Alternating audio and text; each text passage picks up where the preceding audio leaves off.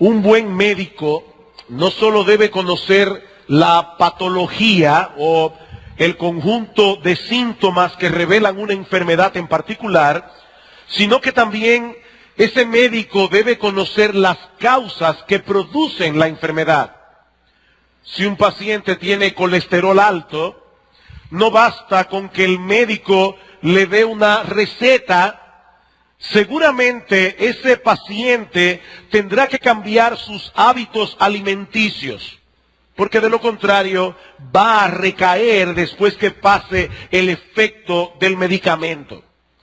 Bueno, mis hermanos, eso mismo ocurre en nuestra vida cristiana. No basta con saber cuáles son los síntomas que pueden estar revelando el inicio de un proceso de decadencia espiritual, como vimos el domingo pasado. Nosotros debemos conocer también cuáles son las causas que provocan ese estado y así poder cuidarnos en una forma apropiada. La razón por la que nosotros debemos examinarnos a nosotros mismos regularmente, como dice Pablo en 2 Corintios capítulo 13, versículo 5, no es únicamente para estar seguros de que en verdad nosotros hemos creído en Cristo. Ese autoexamen también es necesario para conocer cuál es el estado en que se encuentra nuestra salud espiritual. Ese autoexamen es algo que nosotros deberíamos hacer al menos cada vez que vengamos a la iglesia a celebrar la cena del Señor, como dice Pablo en 1 Corintios 11, 28. Pero no solamente en el momento de la cena. Mis hermanos, nuestras almas necesitan chequeos médicos regulares. Por supuesto, yo debo hacer aquí la aclaración de que nosotros debemos evitar los extremos. Nosotros debemos evitar el extremo de ser introspectivo, el extremo de poner nuestro corazón bajo una lupa todo el tiempo para examinar cada cosa que nosotros decimos, cada cosa que hacemos, cada motivación.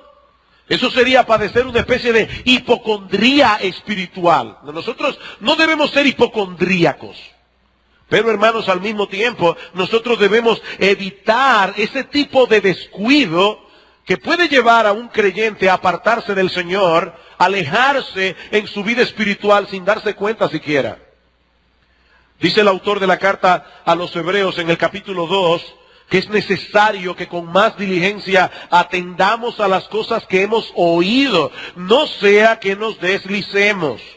Y como se ha dicho otras veces, esa frase puede expresar la idea de un barco en el puerto que ha perdido las amarras y poco a poco el golpeo incesante de las olas comienzan a apartar el barco. Y cuando vienen a darse cuenta, el barco se está muy lejos de la costa. Queridos hermanos, el hecho de que la salvación sea segura no quiere decir que nosotros debamos ser ligeros y descuidados espiritualmente.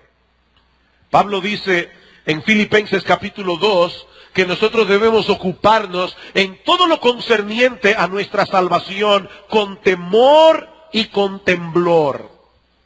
Y una de las cosas que debemos hacer en dependencia del Espíritu de Dios es mantener bajo vigilancia las causas que pueden llevarnos a caer en un proceso de declinación espiritual. ¿Cómo es posible que un creyente verdadero caiga en ese estado?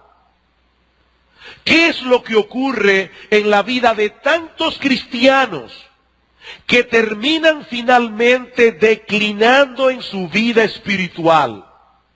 Pero hay varias cosas, veremos algunas hoy, veremos otra ya cuando yo regrese de viaje, pero la primera de ellas es descuido en vigilar y guardar el corazón.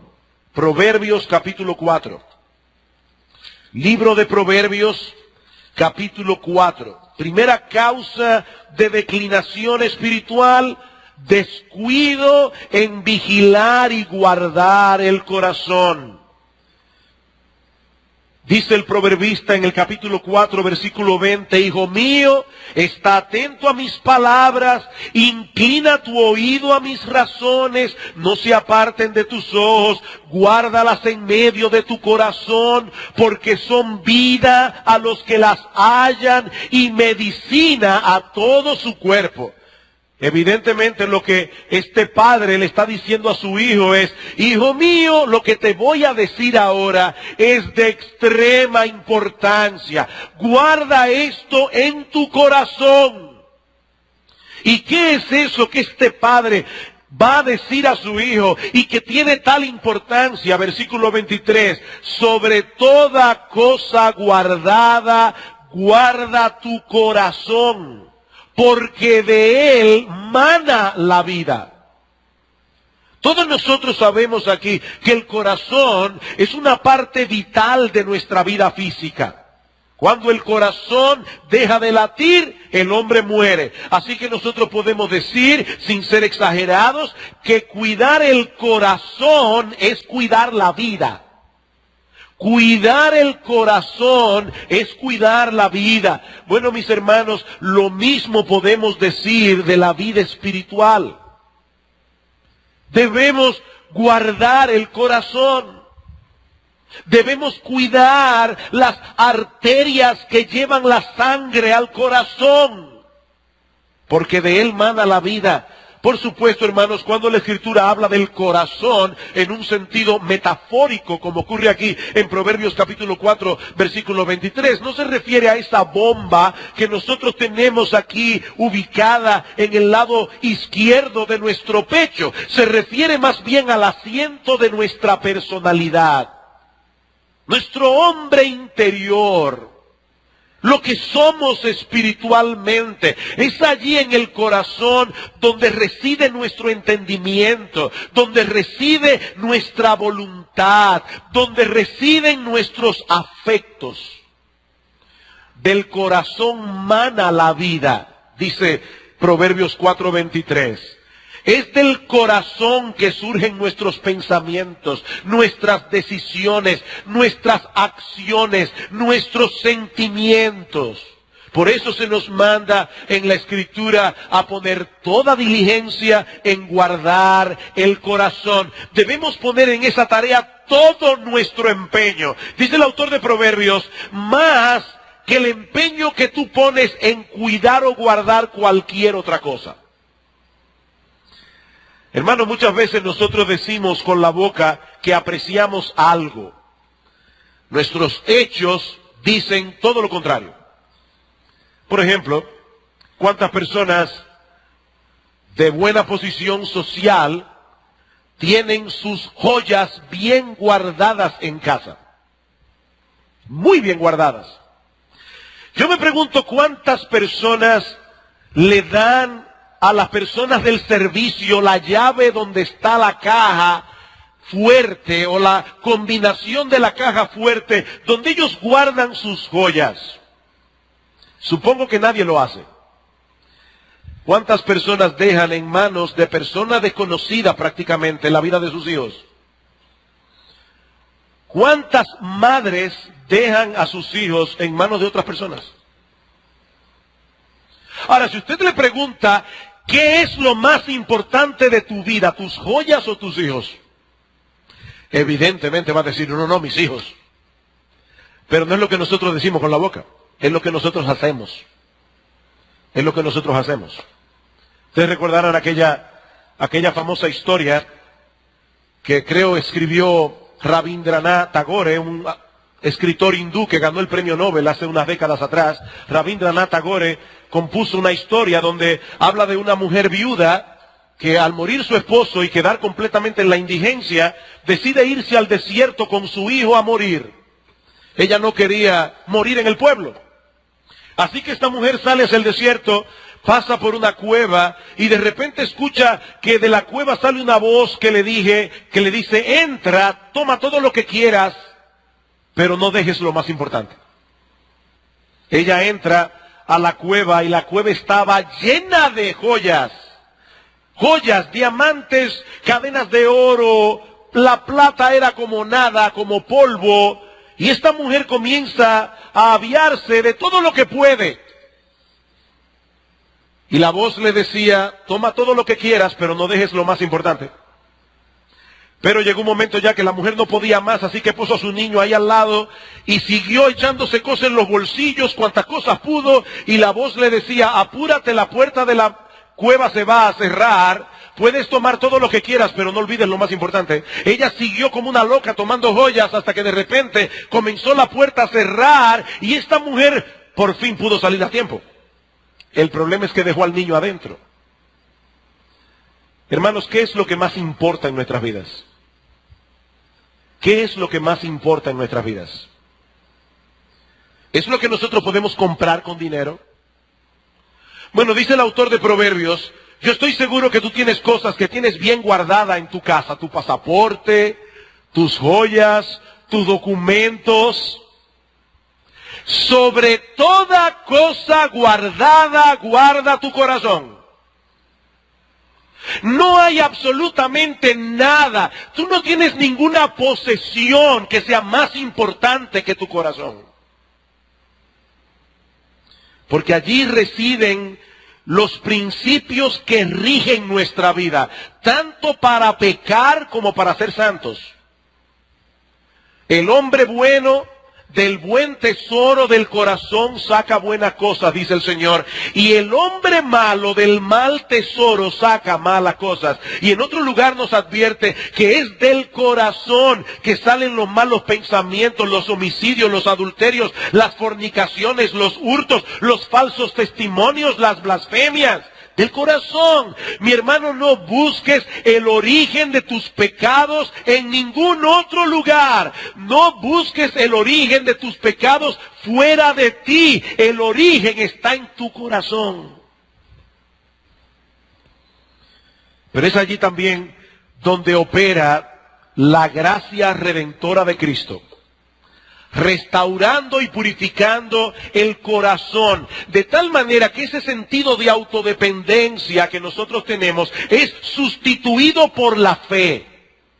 Ese amor desordenado que tenemos a nosotros mismos es removido por el amor a Dios y el amor al prójimo. Esa rebeldía, obstinación, terquedad que nos caracteriza es removida por la obediencia. Nuestro egocentrismo es removido por la autonegación. Eso es la salvación. El problema es que aún queda en nosotros residuos de corrupción que deben ser mortificados, ya que de lo contrario nos llevarán al pecado otra vez. Ahora, yo sé que esa palabra mortificación no está de moda en estos días. Esa es una palabra que ya ni suena en las iglesias evangélicas, mucho menos en el mundo. La mortificación del pecado. Hermanos, es triste, pero para muchos cristianos hablarle de la mortificación del pecado es hablarle en chino. La mortificación del pecado, eso suena tan medieval, ¿verdad? Pero eso es un lenguaje bíblico. En Romanos capítulo 8, versículo 13, Pablo dice que nosotros en dependencia del Espíritu de Dios debemos hacer morir las obras de la carne. Eso es mortificación. Dice Pablo en Colosenses capítulo 3, que nosotros debemos hacer morir la idolatría, la ambición, la fornicación, las mentiras, hacerlo morir. Y para poder hacer eso, hermanos, nosotros debemos vigilar de cerca nuestro corazón. Sobre toda cosa guardada, guarda tu corazón. La Biblia de las Américas lo traduce: con toda diligencia guarda tu corazón. Comentando acerca de este pasaje, dice George Lawson: un huerto descuidado no estará tan lleno de cizaña como un alma descuidada lo estará de pensamientos vanos y pasiones exorbitantes que Dios aborrece y que son peligrosas para nuestra felicidad, para nuestra paz, para nuestra firmeza y para nuestra estabilidad. Aquellos que les gusta trabajar en el jardín saben que las malas hierbas no solamente afean el jardín, Ese no es el único problema. Es que las malas hierbas consumen la fuerza y el vigor de las plantas que han sido sembradas allí. Bueno, mi hermano, yo quiero que tú visualices tu corazón como un jardín. Un jardín en el que Dios ha plantado la gracia de la fe, la gracia del amor, la esperanza, la mansedumbre, la humildad y muchas otras gracias más. Pero a medida que dejemos nuestros corazones al descuido, esas gracias comenzarán a debilitarse y en esa misma medida se irá debilitando nuestra comunión con Dios. En esa misma medida nos vamos a acercar cada vez más peligrosamente al mundo. Alguien se estará preguntando, bueno, pastor, ya me convenció, debo guardar el corazón. Ahora, ¿cómo se hace eso? ¿Cómo yo puedo guardar el corazón? Bueno, en primer lugar, guardamos el corazón sometiendo cada imaginación, cada pensamiento, cada sentimiento, cada deseo al análisis, al juicio y a la guía de las Sagradas Escrituras. ¿Cómo guardamos el corazón? Sometiendo cada imaginación, cada pensamiento, cada sentimiento, cada deseo al análisis, al juicio y a la guía de las Sagradas Escrituras. El creyente que actúa irreflexivamente, sin pensar si eso que él quiere, si eso que él desea es o no conforme a la voluntad revelada de Dios, ese creyente comenzará a declinar. Ese creyente comenzará a declinar. Escuchen cómo el apóstol Pablo lo plantea en 2 Corintios capítulo 10. 2 Corintios capítulo 10, versículos 3 al 5. Dice Pablo, pues aunque andamos en la carne, no militamos según la carne, porque las armas de nuestra milicia no son carnales, sino poderosas en Dios para la destrucción de fortaleza, derribando argumentos y toda altivez que se levanta contra el conocimiento de Dios y llevando cautivo todo pensamiento a la obediencia a Cristo. Mi hermano, ¿sabes qué pasó el día que tú te convertiste? El día que tú te convertiste, Dios, el Espíritu Santo, venció en tu mente todos tus pensamientos que eran contrarios a la obediencia a Cristo y te llevó a la sumisión al Señor. Fue así que tú viniste a los pies de Cristo en arrepentimiento y fe. Pero ¿sabes una cosa? Esa lucha no ha terminado todavía. Nosotros debemos seguir llevando cautivo nuestros pensamientos a la obediencia a Cristo. No debemos contentarnos con el hecho de que no estamos cometiendo el acto pecaminoso que revolotea en nuestra imaginación. Pero después de todo es solo un pensamiento.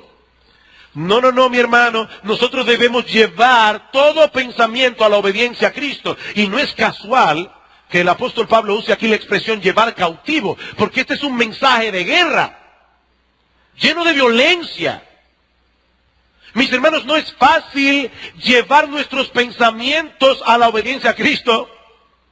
Se trata de una tarea ardua, tediosa a veces, pero es necesaria si de veras queremos guardar el corazón.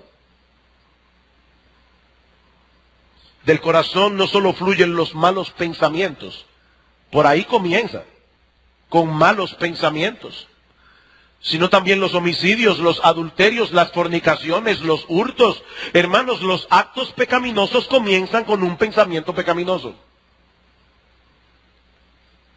Ahí está esa hermana que tuvo un problema con otra hermana de la iglesia y ella está rumiando ahí en su casa lo sucedido. ¿Cómo es posible que esa hermana me haya tratado así a mí? Y yo sé cuáles son las motivaciones de su corazón. Es que me tiene envidia.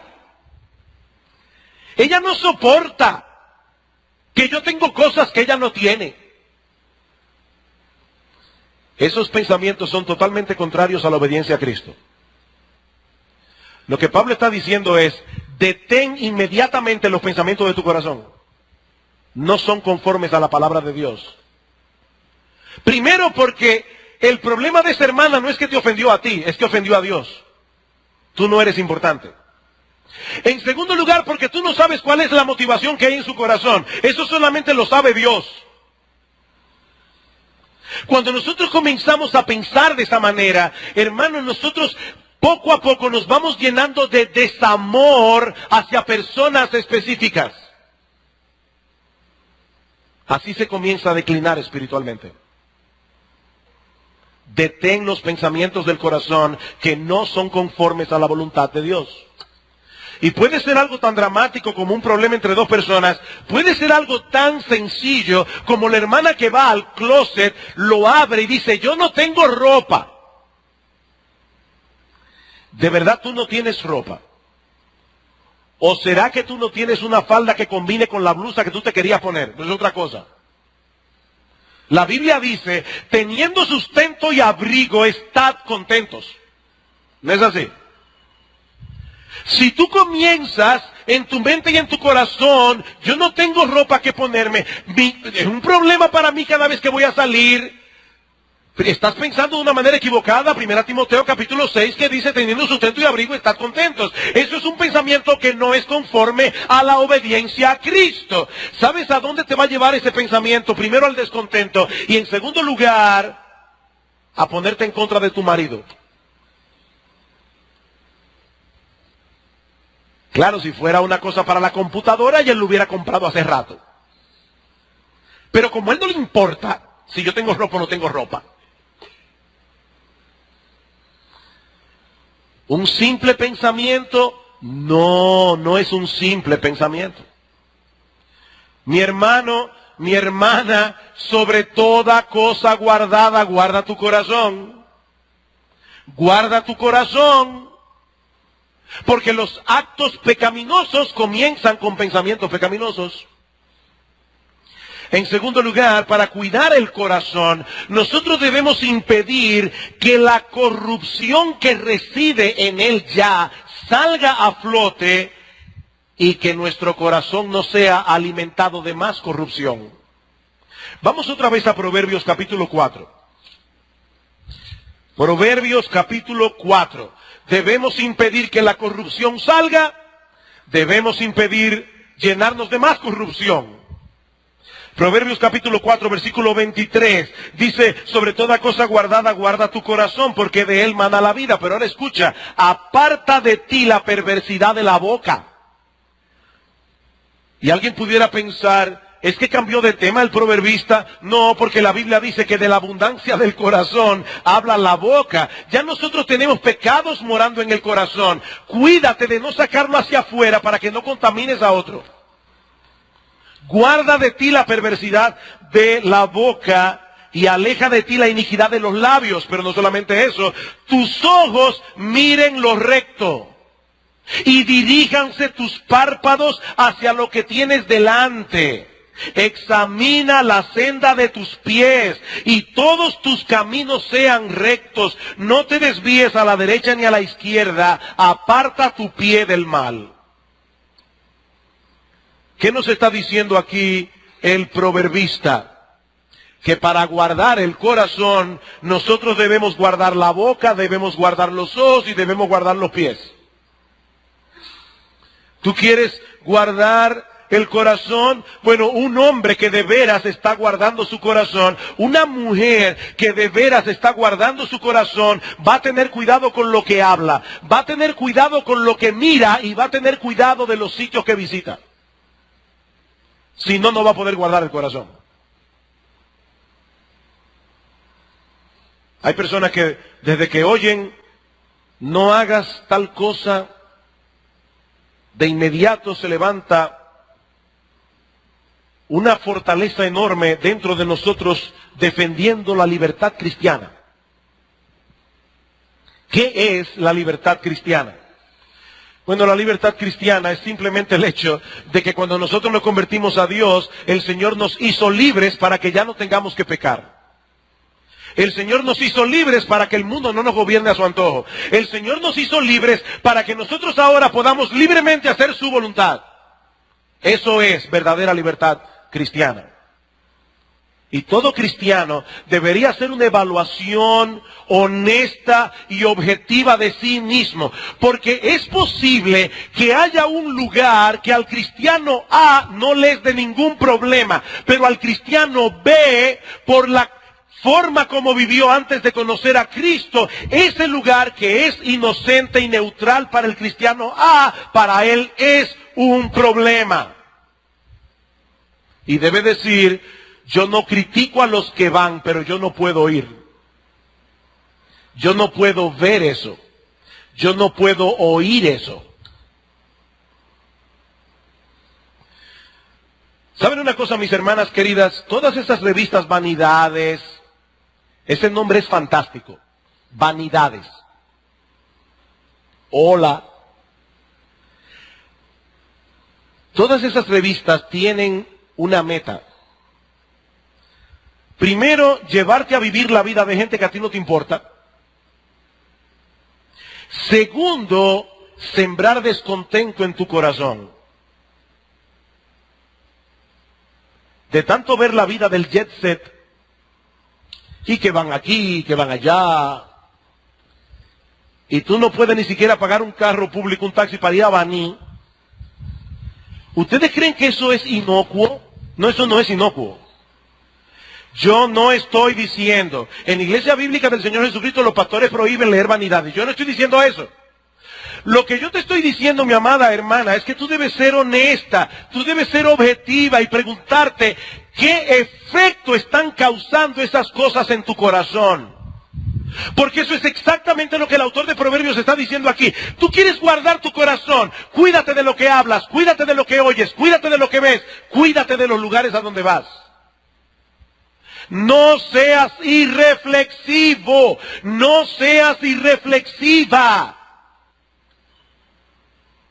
Me da pánico cuando yo oigo a un creyente que su único argumento para hacer ciertas cosas es: todo el mundo lo hace. ¿Y qué importa si todo el mundo lo hace? Ese no es el problema. El punto es cómo eso te afecta a ti. ¿Cómo te afecta a ti?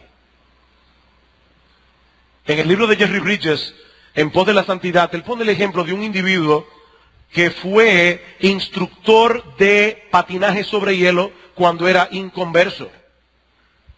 Y él dice francamente: cuando yo era instructor de patinaje sobre hielo, yo buscaba todas las maneras habidas y por haber para poder tocar a las muchachas a las que yo le estaba dando instrucción. Y saben que eso fue algo tan impactante en su vida que tuvo que dejar de patinar. ¿Es el patinaje sobre hielo un pecado? No, lo más que te puede dar un buen estrellón si tú no sabes hacerlo. No es pecaminoso. Pero en la vida de ese creyente, él fue lo suficientemente honesto como para saber que para él era un problema. Claro, ¿cuál es el problema de los que tienen problemas? Que a veces entonces hacen una lista. Todo el que patina sobre hielo es un carnal. No, para ti es un problema. No necesariamente para el otro. Así que el asunto aquí no es hacer una lista. El asunto es guardar el corazón. Guardar el corazón. Un texto para poner encima de la televisión. Hice pacto con mis ojos, dijo Job. ¿Cómo pues había yo de mirar a una virgen? Fantástico para poner frente a la pantalla de la computadora y del televisor. ¿Tú quieres guardar tu corazón? Cuídate de lo que ves. Cuídate de lo que oyes. Hace muchos años una persona vino donde mí y me dice: oye, déjame contarte una conversación desagradable que tuve con fulano de tal. Yo le dije: ay, mira, por favor, de verdad, no me la cuentes. No me la cuentes. Demasiada corrupción y basura tengo yo ya en mi corazón para meterle más. Es que tengo que desahogarme, me dijo. Yo le dije: mi hermano, desahógate con Dios. Él no peca, yo sí. Desahógate con Dios. Mis hermanos, nosotros vivimos en un mundo enemigo. Nosotros somos como esos soldados que están pasando por encima de un campo minado. Muchas veces el mal no se ve a simple vista. ¿No? Satanás es un estratega de muchos años de experiencia. Por eso la advertencia del apóstol Pedro dice, él anda como león rugiente buscando a quien devorar. Él sabe cómo hacerlo. Él sabe cómo hacerlo. En tercer lugar, para cuidar el corazón, nosotros debemos orar fervientemente a Dios por purificación. ¿Qué dice el salmista? ¿Quién podrá entender sus propios errores? Líbrame, Señor, de los que me son ocultos. Líbrame, Señor, de los que me son ocultos. ¿Cuántas veces te ha pasado? A mí me ha pasado que al dejar una conversación y repasarla en mi mente, digo, yo dije eso para buscar gloria personal. Yo dije eso porque soy un orgulloso. Nosotros tenemos que pedirle al Señor, Señor, ayúdame a conocer mis propios errores. Líbrame de aquellos que me son ocultos. Salmo 86, enséñame, oh Jehová, tu camino. Afirma mi corazón para que tema tu nombre. Nosotros tenemos que orar a Dios. Hermanos, nosotros no podemos en esta lucha solos. De verdad, no podemos. No podemos. Así que la primera causa para el deterioro espiritual es el descuido en vigilar y guardar el corazón. Otro paso que conduce a la decadencia es descuido en nutrir y desarrollar las gracias espirituales del alma. Descuido en nutrir y desarrollar las gracias espirituales del alma. No se trata simplemente de guardarnos de algo. Nosotros también tenemos que hacer algo positivo. Si dejamos de nutrir y desarrollar constante, diaria y diligentemente las gracias espirituales del alma, el proceso de declinación espiritual se activa de inmediato. Tan pronto dejamos de nutrir la fe, la esperanza, el amor, la humildad, la mansedumbre, nuestra piedad comienza a decaer.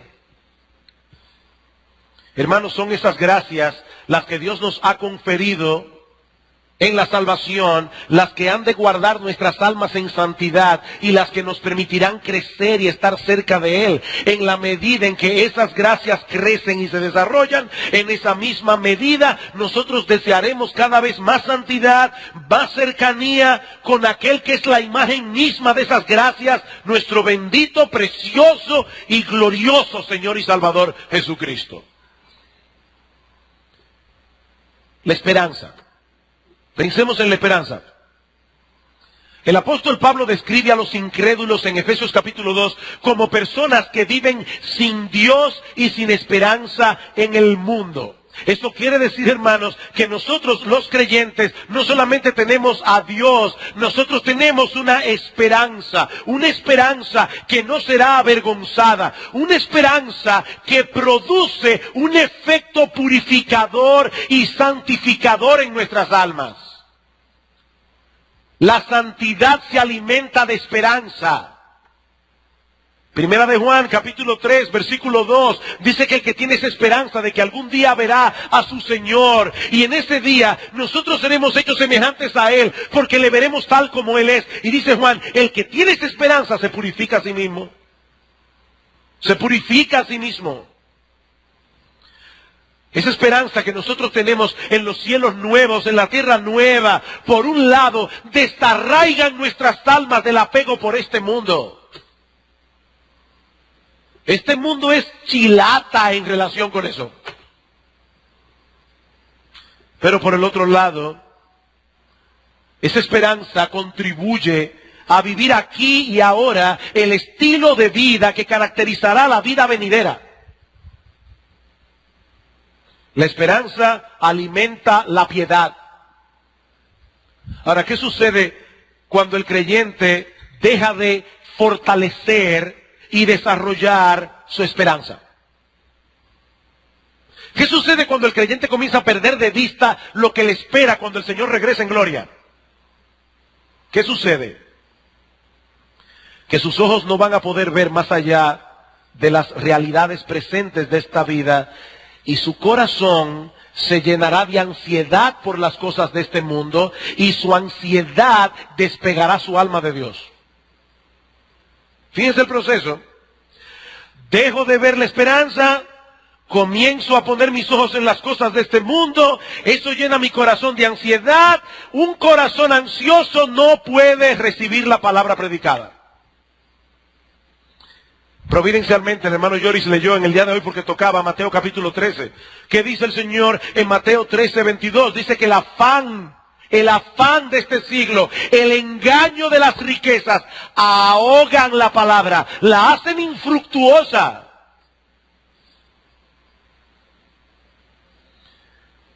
Mi hermano, recuerda que en todos nosotros, los cristianos, existe una tendencia secreta, perpetua y alarmante, como dice Octavio Winslow, de alejarnos de Dios. Si dejas de ocuparte de tus gracias, si dejas de alimentar tu fe, tu esperanza, tu amor, ellas no crecerán solas, decaerán, se debilitarán cada vez más y tu vida espiritual se debilitará también. Y allí estará este creyente sentado en un banco de la iglesia, cantando junto con los demás, leyendo la escritura, muy bien religioso por fuera. Por dentro estará carcomido y debilitado en gran manera. Y alguien puede estar pensando otra vez, perfecto pastor, ya me convenció, ahora ¿cómo yo nutro y ejercito las gracias espirituales? Ese lenguaje me es abstracto. Bien, vamos a ver cosas concretas. En primer lugar, a través de la oración continua. A través de la oración continua. Efesios capítulo 3. Efesios capítulo 3. Mis hermanos, nosotros tenemos que cuidarnos porque muchas veces, y yo me incluyo allí, muchas veces nuestras oraciones parecen una lista para los Reyes Magos. Señor, yo quiero esto, un mejor carro, un mejor sueldo, esto, aquello, lo otro y lo demás allá. Oigan cómo oraba Pablo. Por esta causa, Efesios 3:14, doblo mis rodillas ante el Padre de nuestro Señor Jesucristo, de quien toma nombre toda familia en los cielos y en la tierra, para que os dé conforme a las riquezas de su gloria. Me fascina eso. No para que os dé de sus riquezas en gloria. Lo he dicho muchas veces, lo voy a repetir. Si Donald Trump o Bill Gates te da de sus riquezas, puede ser $1 millón y pueden ser 5 centavos. Porque ambos salieron de sus riquezas. Ahora, si Bill Gates o Donald Trump te da conforme a sus riquezas, eso es otra cosa.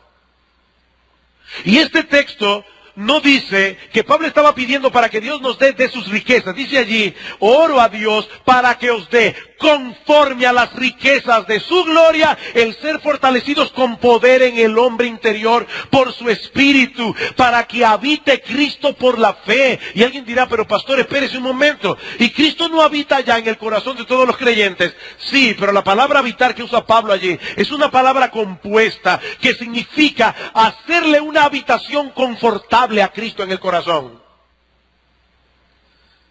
Hay creyentes que tienen a Cristo morando en su corazón, pero está trancado en el closet de la ropa blanca. Ahí es que tienen reservado al Señor. Y Pablo dice, yo le pido a Dios que los fortalezca en el hombre interior para que Cristo tenga en vosotros una morada confortable en vuestro corazón, a fin de que arraigados y cimentados en amor, seáis plenamente capaces de comprender con todos los santos cuál sea la anchura, la longitud, la profundidad y la altura, y de conocer el amor de Cristo que excede a todo conocimiento, para que seáis llenos de toda la plenitud de Dios. ¡Wow! ¡Wow! ¡Qué petición! A los niños se les enseña una canción en la escuela dominical que dice, El amor de Dios es maravilloso, el amor de Dios es maravilloso, el amor de Dios es maravilloso. Es tan alto que no puedo ir arriba de Él, es tan bajo que no puedo ir debajo de Él, es tan ancho que no puedo ir afuera de Él. Tan grande es el amor de Dios. Bueno, Pablo dice exactamente eso del amor de Cristo, excede a todo conocimiento. Pero yo quiero que ustedes sean fortalecidos en el hombre interior para que ustedes puedan entender mejor ese amor. Para que ustedes puedan tener, y no quiero ser irrespetuoso aquí, pero para que ustedes puedan tener un romance tal con vuestro Salvador, que las cosas del mundo pierdan su valor.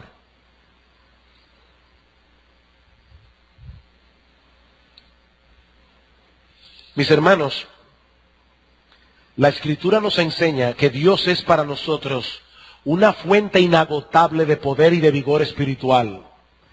Por lo tanto, es a Él que nosotros debemos acudir constantemente en oración, procurando obtener esa fuerza y ese vigor que solo proviene de Él. Nosotros no podemos por nosotros mismos. Pablo está preocupado por la vida de piedad de estos creyentes. Y oigan lo que pide por ellos.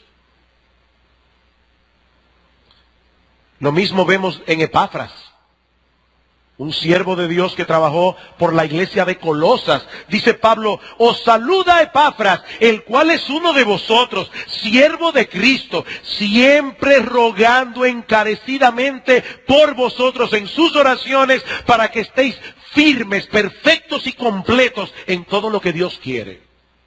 ¿Cuándo fue la última vez que tú pediste eso por tus hermanos en la iglesia y por ti mismo? Encarecidamente.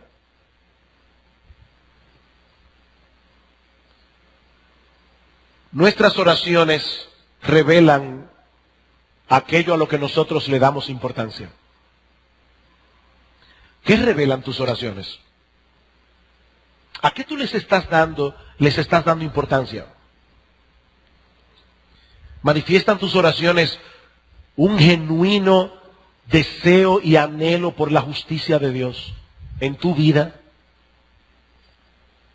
Estamos rogando encarecidamente porque aquel que comenzó en nosotros la buena obra la perfeccione. Estamos orando porque nuestro amor abunde aún más y más, o porque seamos llenos de frutos de justicia que son por medio de Cristo para gloria y alabanza de Dios. Los que conocen su Nuevo Testamento saben que estoy citando textos del Nuevo Testamento. Esas son las oraciones que aparecen en el Nuevo Testamento. ¿Qué dice Santiago? Ustedes no tienen lo que quieren porque no lo piden. Y a veces piden, pero piden mal para gastar en vuestros deleites. ¿Deseas realmente fortalecer y desarrollar las gracias espirituales que Dios ha implantado en ti? Mi amado hermano, mi amada hermana, solo Dios puede hacer eso. Pídeselo a Él. Pídeselo a Él. Mas el Dios de toda gracia, dice Primera de Pedro, que os llamó a su gloria eterna en Jesucristo, después que hayáis padecido un poco de tiempo, Él mismo os perfeccione, afirme, fortalezca y establezca. Ahora nota, Él no solamente es el Dios de toda gracia, Él también es el Dios de toda sabiduría. Cuando tú le pidas a Dios todo eso, Él tiene su procedimiento, y no siempre encaja con el tuyo, ni con el mío. ¿Recuerdan aquella señora que fue donde el pastor le dijo, pastor, por favor, yo necesito que usted ore por mí, yo necesito paciencia. Yo me impaciento mucho con mi esposo, me impaciento mucho con mis hijos, yo necesito paciencia. Muy bien, hermana, vamos a orar, Señor, yo te ruego, te suplico, que traigas problemas a la vida de esta hermana, dificultades, tribulaciones. La hermana se espantó. Pero ven acá, ¿y cómo tú crees que Dios te va a dar paciencia? Romanos capítulo 5. Es a través de las dificultades, las tribulaciones, los problemas que el Señor nos da paciencia. Entonces, cuando nosotros le pedimos a Dios, Señor, ayúdame a abundar más en amor, espera la respuesta. Pero no le temas a Dios. Él sabe lo que Él hace. Él sabe lo que Él hace. En segundo lugar, por eso es que Pedro dice, después que hayáis padecido un poco de tiempo, Él mismo os perfeccione, después que hayáis padecido. En segundo lugar, ¿cómo fortalecemos las gracias? A través del ejercicio. A través del ejercicio constante de esas gracias. ¿No es lo que dice Pedro en segunda de Pedro capítulo 1, versículos 3 al 10? Dice que como todas las cosas que pertenecen a la vida y a la piedad nos han sido dadas por su divino poder. Dice, por esto mismo poner toda diligencia en añadir a vuestra fe virtud, a la virtud conocimiento, al conocimiento dominio propio, al dominio propio paciencia, etcétera, etcétera. Ejercítate. ¿Qué le sucede a un levantador de pesas que de repente deja de hacerlo? O que con el tiempo ese cuerpo firme, robusto, musculoso, comenzará a debilitarse y los músculos comenzarán a ponerse flácidos. Bueno, mi amado hermano, Dios ha implantado en ti virtudes espirituales, gracias espirituales, pero eres tú quien debes poner toda diligencia en activarlas. Eres tú quien debes poner toda diligencia en dependencia del Espíritu de Dios en ejercitar esas gracias. Cuando tú pones tu vista en las cosas de arriba, no en las de la tierra, estás fortaleciendo tu fe. Cuando tú alimentas tu mente con las promesas de Dios y buscas en ella el consuelo en medio de la aflicción, estás fortaleciendo y alimentando la esperanza. Cuando decides preocuparte por los hermanos de la iglesia y servirles sacrificialmente, sobre todo aquellos que no te caen muy bien, estás fortaleciendo tu amor. Cuando decides responder como Cristo, cuando era ofendido, vejado, escupido, golpeado, y tú decides responder como Él respondió, estás fortaleciendo tu humildad, estás fortaleciendo tu mansedumbre. Y así podríamos ir una gracia tras otra. Alguien dijo una vez, uno de los misterios de la redención es que todos los deberes son gracia. Y a lo que yo añado, y todas las gracias son deberes.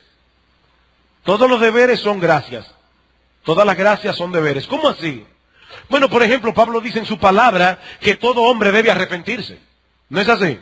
Así que el arrepentimiento es un deber. Pero solamente se arrepienten aquellos a quienes Dios les da la gracia.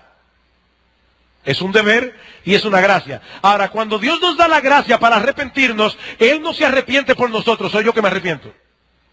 Cuando Dios me da la gracia para creer, Él no cree por mí, soy yo el que creo, el que deposito mi fe. Y así sucesivamente. El creer es una gracia que Dios concede, pero somos nosotros los que creemos. Dios ha derramado en nosotros su amor. Es una gracia. Pero somos nosotros los que amamos. Y en la medida en que ejercitamos esas gracias, siendo responsables en ponerlas a funcionar, estas gracias se desarrollan y se fortalecen. Así que las gracias son fortalecidas a través de la oración, a través del ejercicio continuo, pero sobre todo y por encima de lo demás, y esto es muy breve, esas gracias son alimentadas y fortalecidas con Cristo mismo. Con Cristo mismo. Ya nosotros vimos eso en el primer sermón.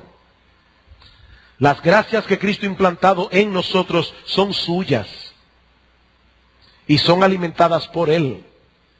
Nosotros estamos vivos espiritualmente porque Cristo nos comunicó su propia vida.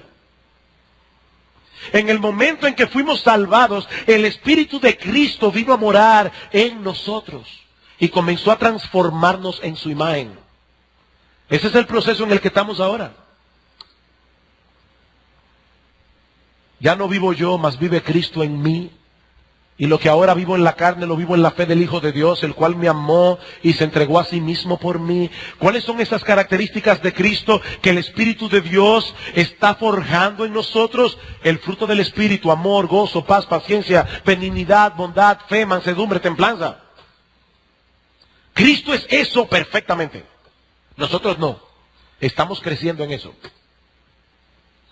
¿Y qué tenemos que hacer? Alimentarnos de Cristo por la fe. Alimentarnos de Cristo por la fe. ¿Qué quiso decir el Señor cuando le dijo a los judíos: yo soy el pan de vida, el que come mi carne y bebe mi sangre tiene vida eterna? Evidentemente no estaba hablando del ritual de la misa. Ni siquiera estaba hablando de la Santa Cena. El que cree en mí tiene vida eterna. Dices en ese mismo texto, es creer en Él, creer en Él. Pero hermanos, ¿saben una cosa? No es creer en Él para conversión solamente. Por fe andamos, no por vista. Es que nosotros debemos vivir la vida cristiana depositando nuestra fe en Cristo todo el tiempo, todo el tiempo, todo el tiempo. Fe en Él, fe en Él. Es por medio de la fe que nosotros debemos ver su gloria. Es por medio de la fe que nosotros debemos verle como nuestro sumo sacerdote. Cada vez que pecamos, Señor, perdóname. Yo sé que por tu muerte en la cruz soy perdonado. Es por medio de la fe que yo debo ver a Cristo sentado en su trono como el Rey de Gloria, a quien yo debo obedecer, cuya voluntad yo debo someterme. Por fe, es por medio de la fe que yo veo a Cristo a mi lado, en medio de las dificultades, porque Él ha prometido, y aquí yo estoy con vosotros todos los días hasta el fin del mundo. Es así que nos alimentamos de Cristo.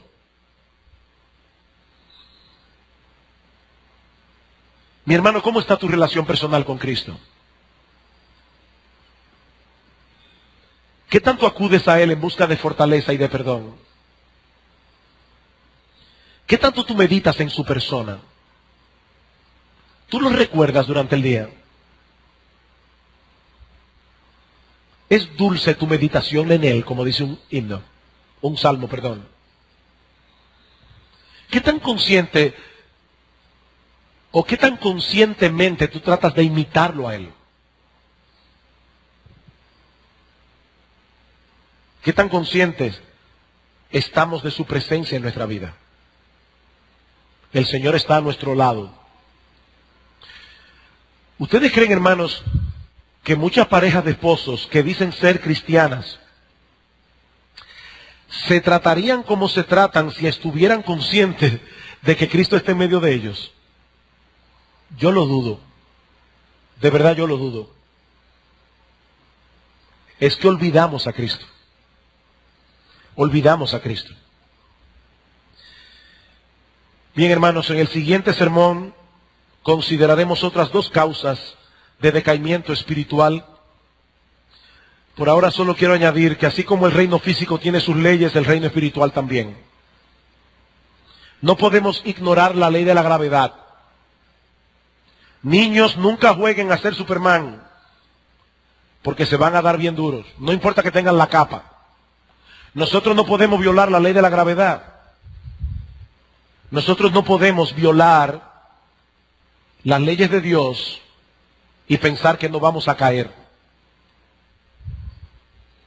Podemos tener por cierto que nos desviaremos de Dios si no cuidamos con diligencia el corazón, si dejamos de nutrir y desarrollar las gracias espirituales del alma, sobre todo nutriéndonos de Cristo.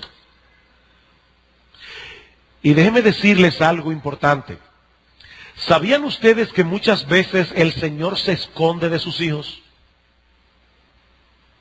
¿Sabían eso? Hay momentos en que el Señor se esconde. Y el creyente viene a Él a orar y no lo percibe por parte. Y ahí es que nosotros, por supuesto, debemos ejercer fe, porque la presencia de Cristo en mi vida no depende de que yo lo sienta, depende de su promesa. Y Él ha dicho, yo estoy con vosotros todos los días hasta el fin del mundo. Pero ¿por qué es que Dios nos hace pasar por experiencias así? Lean Oseas capítulo 5 y Oseas capítulo 11, cuando lleguen a su casa. ¿Saben lo que dice Dios al pueblo de Israel? Andaré y volveré a mi lugar hasta que reconozcan su pecado y busquen mi rostro. En su angustia me buscarán. Muchas veces Dios nos hace sentir lejos para que nosotros entonces procuremos activamente acercarnos. Nosotros somos como esos perros que están jugando con el hueso como si no les importara. Traten de quitarle el hueso. Y a veces Dios nos ve jugando con la vida cristiana.